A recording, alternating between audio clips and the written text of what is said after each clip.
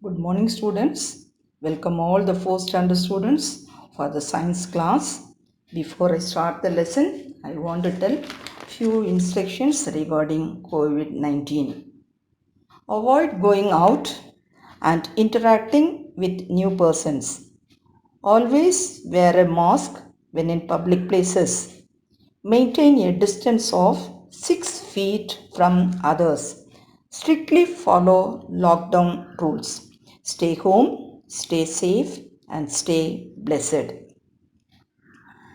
Today we are going to learn the third lesson. The third lesson is work and energy. This lesson is subdivided into work, energy, simple machine, and types of levers. Subunits are work, energy, simple machines, types of lever. This class we are going to learn only about work and energy.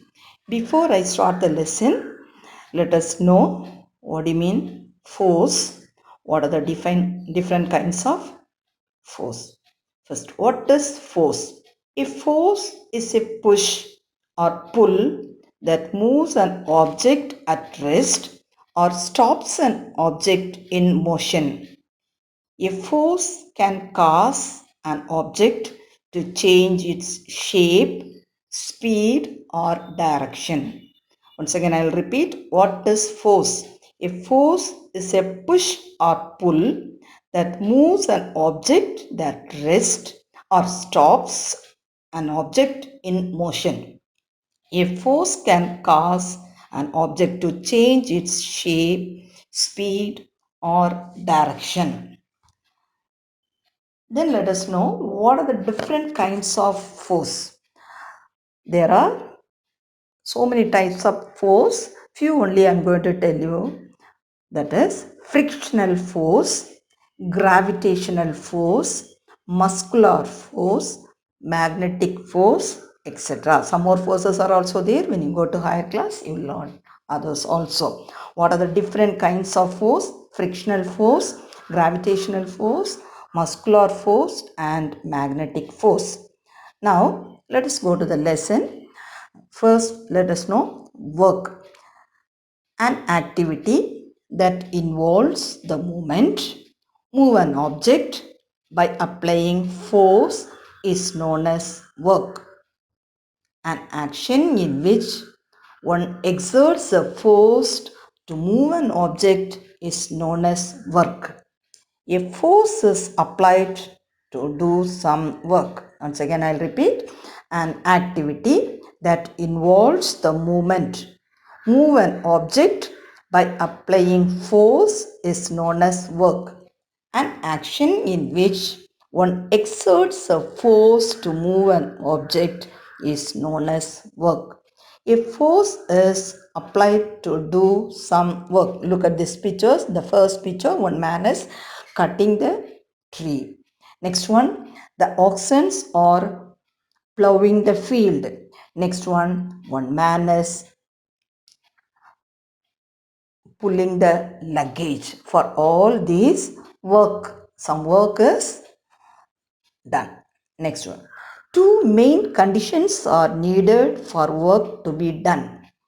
One is a force should act on an object. Next one is the object should move from one place to another. When the force acting on the object makes it move is said to be done a work. Now look at the picture. A force can make an object move. Here the man is pulling. By the time pushing, by the time what the force is applied on that tram, then it is moving. All these things are happening in this work. Two main conditions are needed for work to be done. A force should act on an object. Object should move from one place to another. When the force acting on object makes it move, is said to be done a work. Then let us learn about energy. Energy is defined as capacity for doing work. Energy must be transferred to an object in order to do work. Once again I'll tell, energy is defined as capacity for doing work. Next, energy must be transferred to an object in order to do work. Now look at the picture. The first picture, can you tell what is this? Yes, escalator. The escalator uses electricity to function. Next one, car. The car moves only with the help of petrol or the fuel is used. Here the man is doing some construction work. For that he needs energy. The energy they are getting only from the food. Once again I tell, escalator moves by using electricity as energy. Once again I tell, the first one, the escalator moves by using electricity as energy. The second picture, the car moves by the energy obtained from the burning of fuel, petrol or diesel. Next one, the man doing some work, he gets energy from the food. Food gives energy to humans. That's all about energy. Next, let us learn about types of energy. What is this? Types of energy. See, there are different types of energy, but this class you are going to learn about renewable energy, non-renewable energy, electrical energy, chemical energy, mechanical energy, thermal energy. Only 6 types of energy we are going to learn, but in this picture so many is given, that and all when you go to higher class you will learn. I'll tell one sentence about each energy. First one, mechanical energy. In this picture you can able to see leaping frog. For that the frog needs mechanical energy. Next, moving car. Here also the car is moving, it uses mechanical energy. Thermal energy. Here, melting ice cream. Ice cream melts means thermal energy is used. Next, heating soup. The soup is boiled means it is getting some energy and it is boiling. Next one, electromagnetic energy. Visible light, radio waves, these are all getting energy from electricity as well as magnet. Next, electrical energy. When lightning happening, the electric energy is released. From the power lines, we are getting electric energy to function all our electrical gadgets in our houses. Next one, chemical energy. Here you can able to see the matchstick. When we struck the matchstick, it will burn. So here chemical energy is released. We are taking food. The food is burned in our body and it will release some energy. That is all coming under chemical energy. Nuclear energy, nuclear fusion or nuclear fission. When it is break, we are getting energy, or something is joined together, we are getting energy. Like this, so many types of energy. Apart from that, we are going to learn about renewable energy and non-renewable energy. These are the types of energy, that is mechanical energy, thermal energy, electromagnetic energy, electrical energy, chemical energy and nuclear energy. Next, renewable energy. The word itself will tell renew. We can make again and again. Renewable sources of energy are replaced naturally over a period of time.